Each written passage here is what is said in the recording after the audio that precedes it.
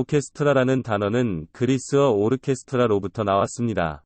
사진에서 보이는 무대와 무대를 둘러싸고 있는 반원형의 좌석 사이의 평평한 이 공간을 오르케스트라라고 불렀으며, 이곳에서 합창을 하는 사람들을 코러스라고 불렀습니다. 이후 악기의 발달로 인해 코러스에 점차 악기가 참여하게 되었고, 발전을 거듭해 악기로 합주하는 단체를 일컫는 오케스트라로 변해왔습니다. 현재는 서양 음악 형식의 기악작품을 연주하는 지휘자가 이끄는 대규모 합주단을 통상 오케스트라라고 부르고 있습니다. 오케스트라는 크게 극장형 오케스트라와 심포니형 오케스트라 두 가지로 구분되어질 수 있습니다. 극장형 오케스트라는 무대와 객석 사이에 낮은 위치에 있는 오케스트라 피트라고 불리는 공간에서 오페라나 발레 등의 종합예술을 위한 음악을 연주하고 있습니다. 유명한 극장형 오케스트라로 파리 오페라 극장 관현악단이나 밀라노 스카라 극장 관현악단 등을 꼽을 수 있습니다. 다음은 심포니형 오케스트라입니다. 심포니형 오케스트라는 현재 우리가 떠올리는 가장 일반적인 형태의 오케스트라입니다. 콘서트홀에서 교향곡과 같은 관현악 작품을 주로 연주하며 빈 필하모닉 관현악단, 뉴욕 필하모닉 관현악단이 대표적인 심포니형 오케스트라입니다. 그렇다면 이 오케스트라의 단원이 되기 위해선 어떻게 해야 할까요? 먼저 연주자로 선발되기 위해선 모든 절차의 시작이 그러하듯 지원을 해야 합니다. 오케스트라의 연주자로서 선발되는 일은 매우 어렵습니다.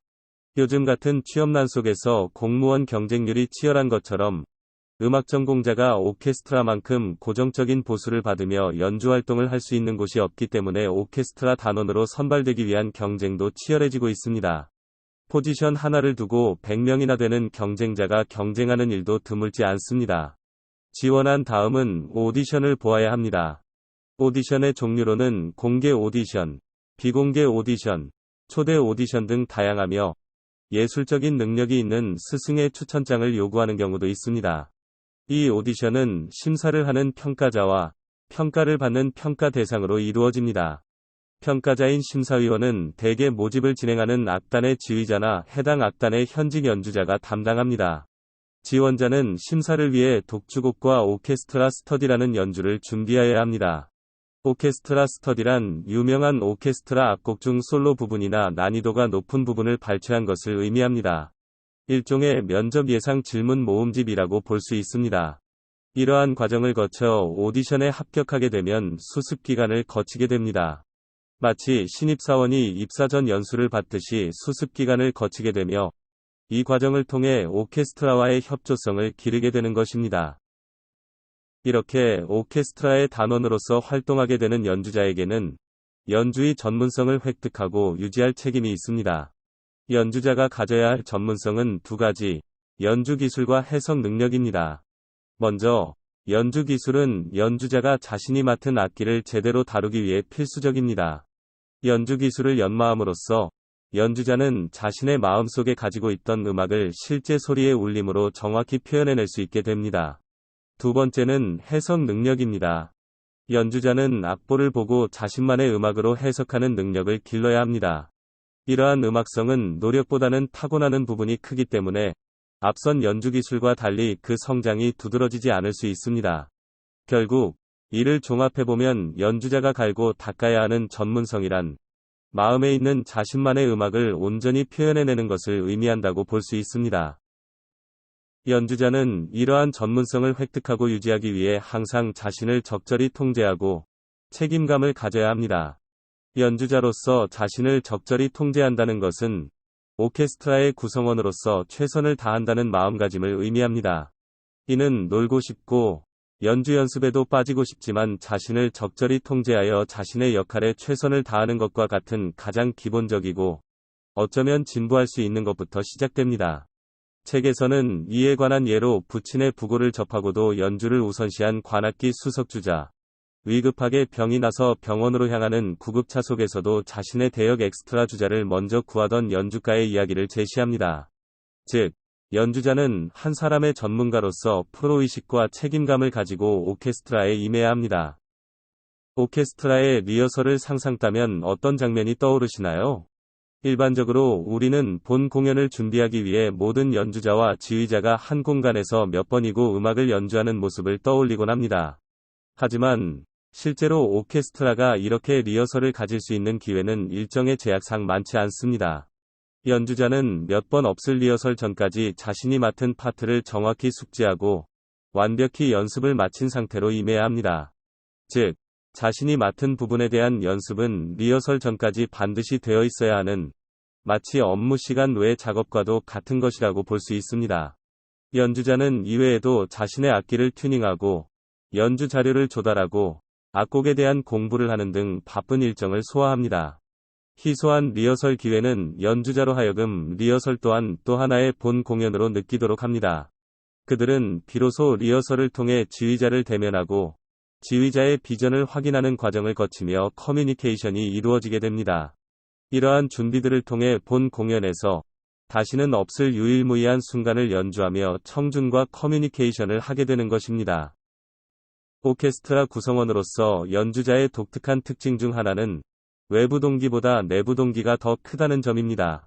외부 동기는 주로 보상과 지휘 등을 포함하며 내부 동기는 연주자로서 음악 자체를 연주하는 것을 즐기는 것을 의미합니다. 물론 모든 연주자의 내부 동기가 외부 동기를 넘어선다고 100% 일반화할 수는 없습니다. 보상과 지휘를 더욱 중요시하는 연주자의 경우 또한 분명 있을 수 있기 때문입니다. 하지만 외부 동기는 연주자에게 있어 결정적인 요소가 될 수 없습니다. 그 이유로 몇 가지를 꼽을 수 있습니다. 오늘의 연주가 훌륭했다고 해서 특별한 포상이 더 나오는 것은 아니면 오케스트라에 입단하는 것 자체가 이미 너무나도 어렵기 때문에 오케스트라의 단원이라는 사실 자체가 이미 대외적으로 충분히 커다란 평가를 받은 것이기 때문입니다. 따라서 연주자에게 있어 그보다는 오케스트라라는 조직에 속해서 자신이 좋아하는 연주 활동을 하는 내부 동기 자체가 더욱 큰 비중을 차지하게 됩니다. 또한 오케스트라라는 조직이 그 어느 곳보다도 연주자에게 좋은 연주를 할 수 있는 환경을 제공해준다는 점도 내적 동기부여의 한 이유라고 생각해 볼 수 있습니다.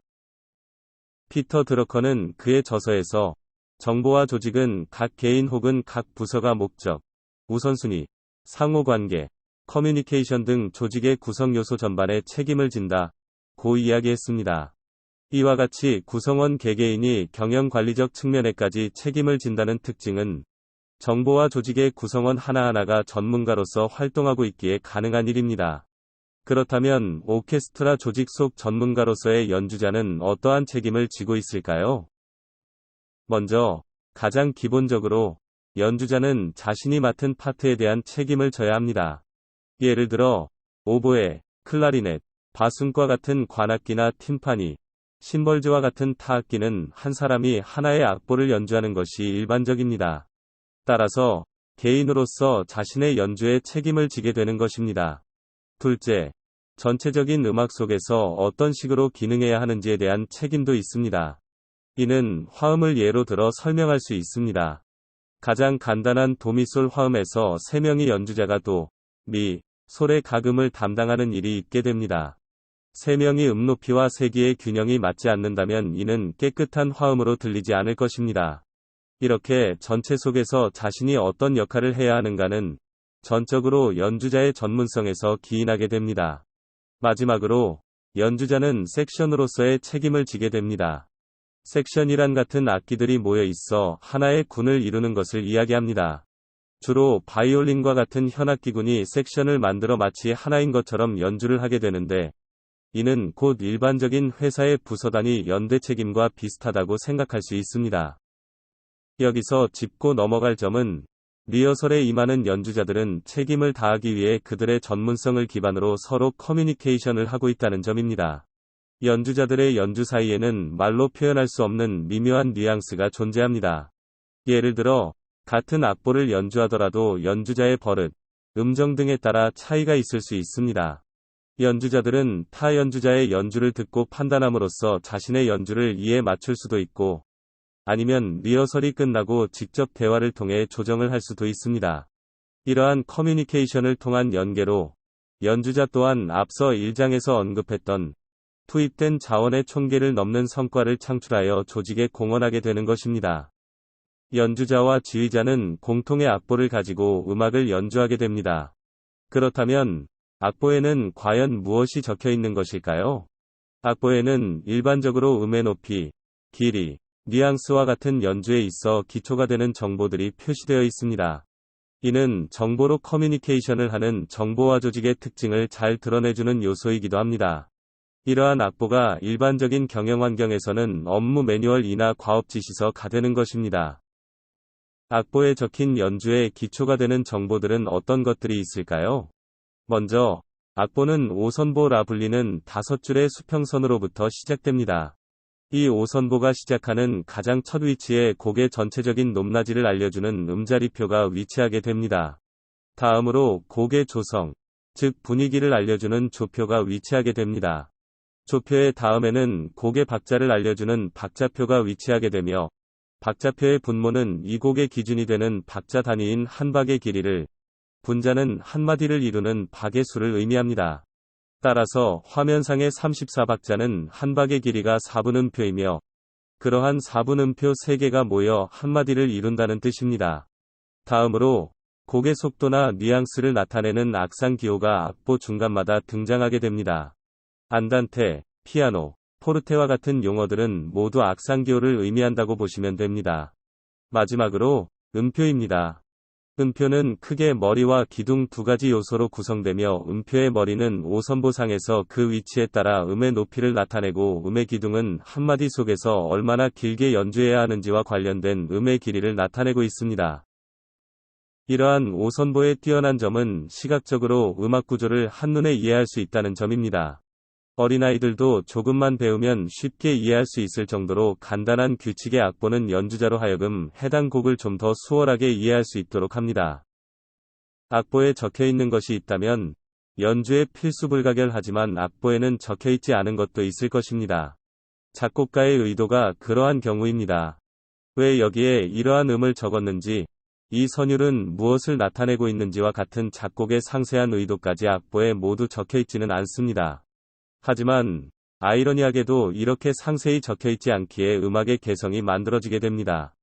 작곡가가 악보를 완성한 순간, 곡은 작곡가의 손을 떠나 지휘자의 해석과 연주자의 표현에 맡겨지는 열린 존재가 됩니다. 바로 이 점에서 해당 곡을 연주하는 오케스트라의 개성이 묻어나게 되는 것입니다. 또한 악보에는 어떤 식으로 연주하는가 하는 연주상의 약속사항이나 지시 또한 적혀있지 않습니다. 예를 들어 현악기 연주자들이 어떻게 활을 다루는지와 관련된 보인 기술이나 관악기 연주자들이 언제 숨을 쉬어야 하는지와 같은 사항까지 적혀있지는 않습니다. 정리하자면, 연주자들은 그들이 가진 전문성을 가지고 항상 서로 간의 커뮤니케이션을 이루고 있으며, 이러한 커뮤니케이션은 악보라는 하나의 미션을 중심으로 이루어지게 됩니다.